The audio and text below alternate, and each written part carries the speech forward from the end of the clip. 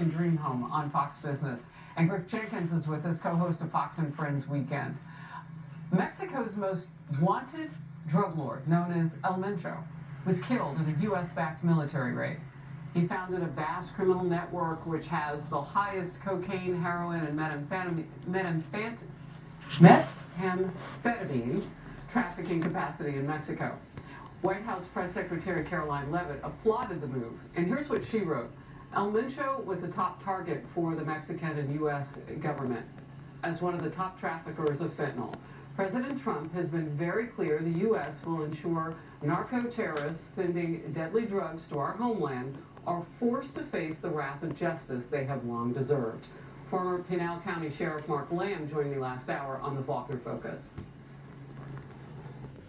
This is exactly what they're doing in Puerto Vallarta. What they are doing is burning buses, lighting gas stations on fire, because they want to create terror for those who struck a nerve. This will create compression amongst those other cartels. We may see more violence stem from this, but what we're seeing right now is their capability for violence, and this should awake Americans up. This is why it's so important to close our borders.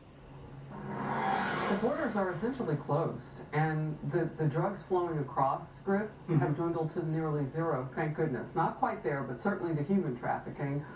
What is there for people on the left to catch on to at this point? So this is a big deal, Harris, and it couldn't be a more dangerous time to be in Mexico because of what Sheriff Lamb was talking about. So a power vacuum was now created. El Mencho was the top trafficker of cocaine, methamphetamine, fentanyl coming across in the Jalisco New Generation cartel. Now remember, last summer, El Mayo, who was the leader of the Sinaloa cartel, was taken. The U.S. captured him. It led to a spike in 400% increase in homicides in Mexico. Now we're going to see it even more so because Jalisco New Generation is the dominant cartel. And they're going to start retaliating now against Mexican officials because of this. And don't forget, for 4 years under the Biden administration, they lined their pockets with money. That's why you see these stunning videos of the cartel leaders in armored vehicles that rival U.S. military firepower.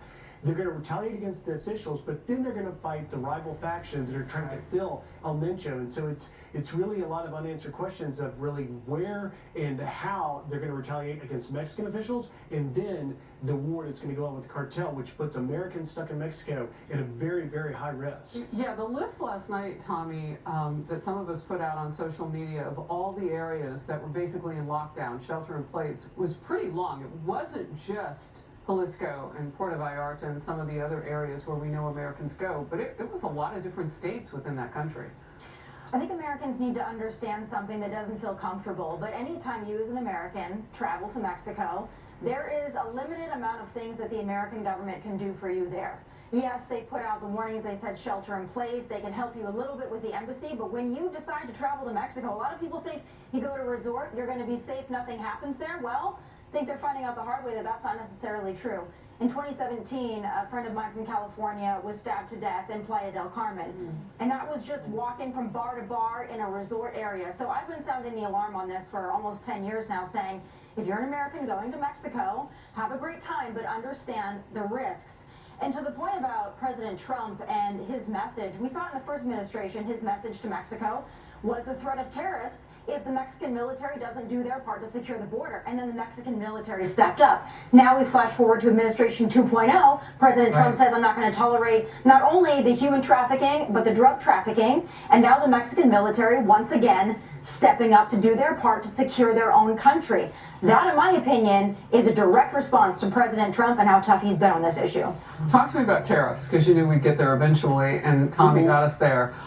You've got a new round coming, potentially, that the president and his staff have worked on to get beyond what the U.S. Supreme Court did. It sounds like, from what Tommy's saying, you may need those more immediately, particularly given the situation that's going on. On a national security basis, which is the reason that he implemented those tariffs in the first place, Liberation Day, April 2025. Fast forward to now, the steel and aluminum tariffs, by the way, are still in place. That's a separate issue than what the Supreme Court ruled on, and that is a big piece of it. Those are sectoral. Yes, like and Canada. that's why you've seen more and more auto manufacturing that is coming back into the United States. Again, is this a safety concern? Because before, the parts were going back, they were going from Canada to the U.S. down to Mexico, and then back. Sometimes these components were going back and forth to Mexico. A lot of that is ending, and a lot of the automakers had expressed concerns for the safety of their employees in Mexico. The U.S.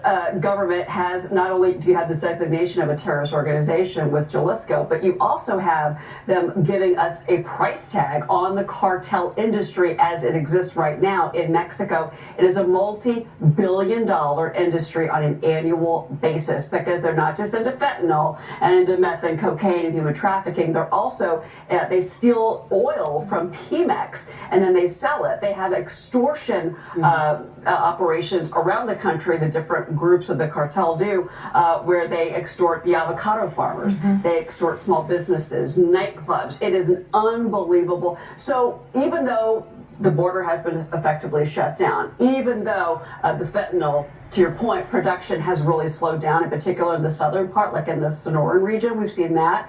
Still, this is not exactly a moment in time where the cartels are going to say, oh, we're just going to walk away from the billions of dollars. And by the way, they have crypto trading operations as well. It is so much more than what Americans, I think, understand. Yeah, you know, Emily, as we look at these pictures from there and all the videos over the weekend, it's terrifying. It is. Thank you for pointing out to the vast enterprise network that the cartels have been engaging in for decades. They are loath to and will not surrender $1 of that multi-billion-dollar illicit revenue that they've been getting for years at all. And they've been exploiting the northern border through our northern neighbors who don't have the same drug trafficking and human trafficking and illicit types of data, statistics, and tracking that we do here in the States. The green gold of the avocado farms, the oil seizures, those cartels have that entire country and its economics and ecosystem under a tight fist. And I'm worried that the news cycle covers this as Americans are in the danger that they are, but that it will go back to the thin veneer of safety that we've been enjoying as tourists for decades. We know that power vacuums beget violence and exploitation, and that's what's been happening this entire time. That's why there are those multiple factions, because back in the day it used to just be one. Now Jalisco's on top, right? It didn't used to be like that, but this is what shifts. The last Mexican elections were the bloodiest of all time, and the amount of journalists that have been murdered, the amount of influencers on live streaming, the amount of targeted, what's the word I'm looking for, when the cartels are recruiting young people there. It starts at a very young age. They hold their families hostage. They have now music and pop culture influences for these kids. It is a reign of terror. And to think, by the way, that the government is somehow distinct from the cartels is a very naive and foolish way of thinking. They are deeply embedded, and I'm not quite sure what our next steps are diplomatically, but it requires a very complex and nuanced approach to this country and to those cartels. I think that takes years of investments. This is not just a current administration diplomatic solution. It's such a great point. I was just playing for Emily in the green room before it came out the narco ballad for Mencho. It's called Soy Mencho. It's like a popular song. They start young and influence it. I would just add to, we don't know what's going to happen next. I think one thing that may help tamp the violence down is that President Sheinbaum has a lot of pressure to get this under control before the FIFA World Cup. Because the Mexican people love soccer, and if this continues, there will be questions about whether you can hold those World Cup matches down there, and so she's got a tight timeline. Yeah. On my very short walk from one set to the other, to this one, a few minutes ago, we learned that there were 25 members of the Mexican army that responded and took out El Mencho, excuse me.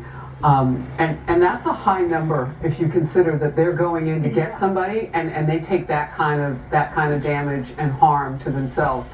So Sheinbaum, I just have a question. They knew that we were going to help them. They knew what the plan was, and still, you've got a situation that is very explosive right now. Can she handle what's going on now across a lot of the country? Well, in 25 guard members were announced. It was made by the Mexico's Secretary of Security. His name is Omar Garcia Harfuch. He was, El Mencho tried to kill him in 2020, failed. He's now the top Homeland Security person, if you will. So there's a lot of motivation to revenge those 25 guard members that were killed. May I say, just a plug, if you're interested in this, you want to learn more than we have in this time here, listen to the podcast Borderland with Katarina Schultz. She has been on the ground there covering this for years. I trust her explicitly, and she frankly has been digging up all of those horrific details that make us uncomfortable but that are so necessary for us to know. For what we call the truth. Yes, ma'am. Well, a victory for Team USA. Did you see it? Miracle number 2 on ice. Hello. The Olympic men's hockey team is bringing home the gold again. What the player who scored the game-winning goal has to say about America. I love this. Jack Hughes, you got to get back to Jersey.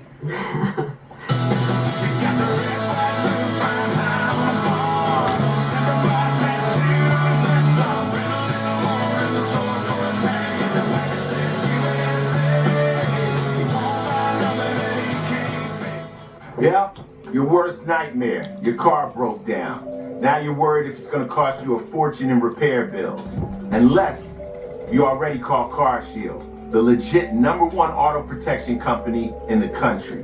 When you're protected with a plan through CarShield, the process is smooth like ice.